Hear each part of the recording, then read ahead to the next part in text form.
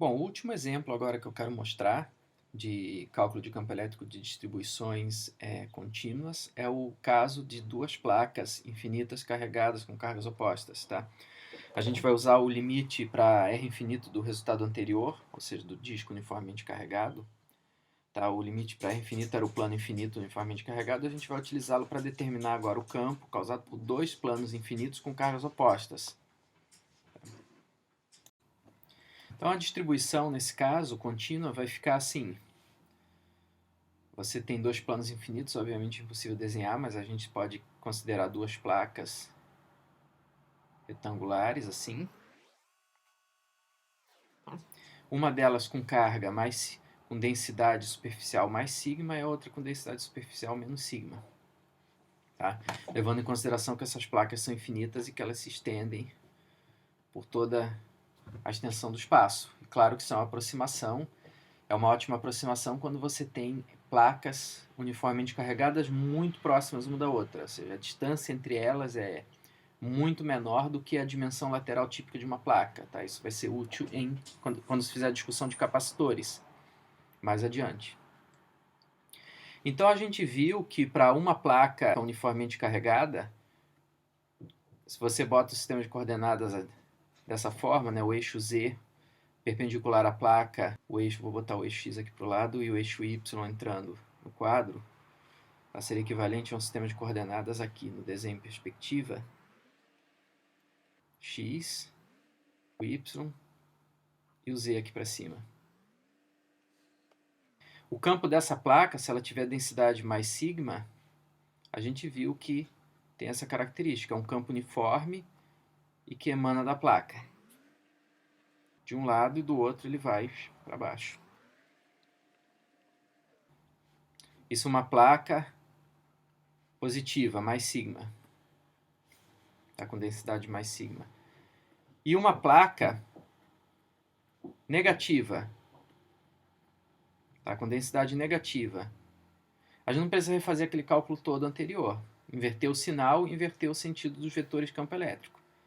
Então, no caso de uma placa negativa, você vai ter os vetores, você vai ter também um campo uniforme perpendicular à placa, independente de distância, só que os vetores estão convergindo para a placa.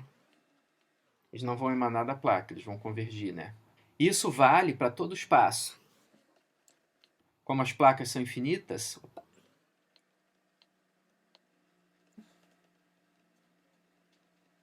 isso vale para todo o espaço. Então, cada placa dessas vai contribuir dessa forma.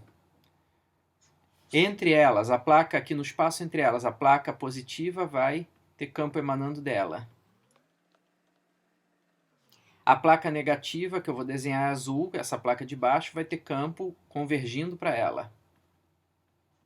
Então a gente já vê que vai ter uma soma, a soma vetorial disso vai ter um campo aqui no meio que vai ser maior do que o campo de uma placa só.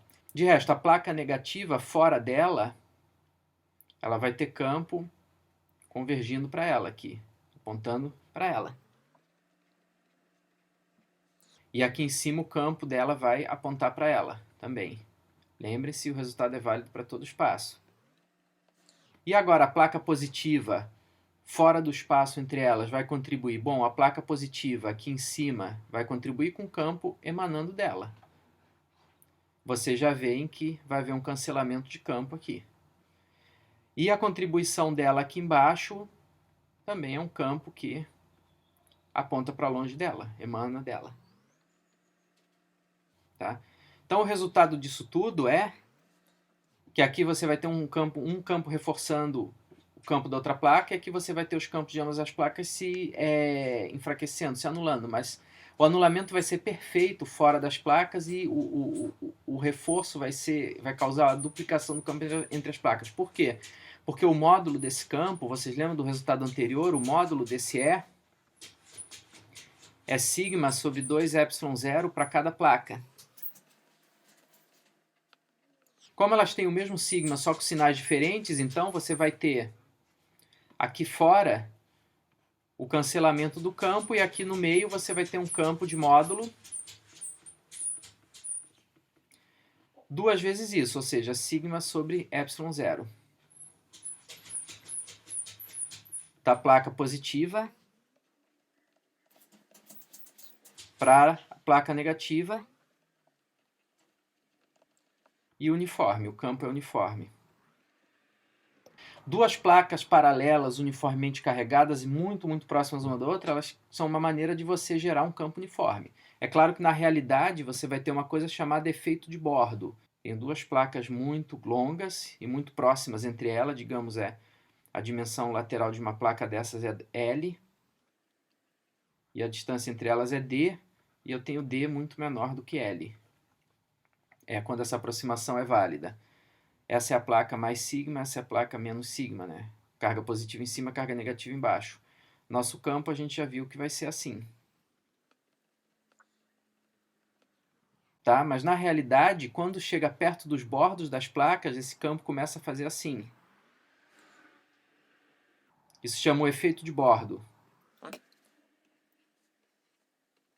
Tá? O efeito de bordo acontece na realidade. Na realidade, você só vai ter uniformidade de campo aqui no meio, longe dos bordos. Quando você tem duas placas paralelas reais, essa seria a região uniforme. Tá? Isso vai ser muito útil quando a gente tratar capacitores, tanto capacitores de placas paralelas quanto de placas cilíndricas.